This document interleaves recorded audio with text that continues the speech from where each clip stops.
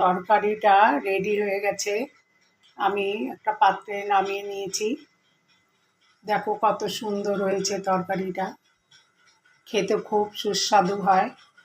তোমরা একবার করে দেখো বাড়িতে, এটা লুচি, পরোটা, রুটির সাথে খুব ভালো লাগে। এখানে আমি গুটি করে নিয়েছি আর এখানে কিছু বেলে নিয়েছি। এখন আমি কড়াইটার মধ্যে তেল দিয়ে দিয়েছি, এবার লুচিটা ভেজে নেব।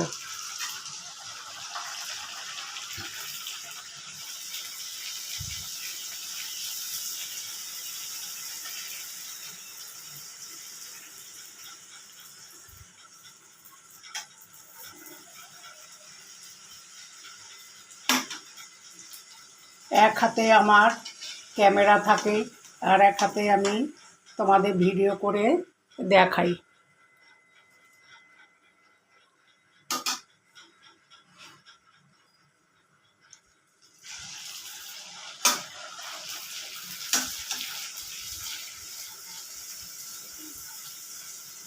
এইভাবেই আমি রাতের ডিনারটা করব।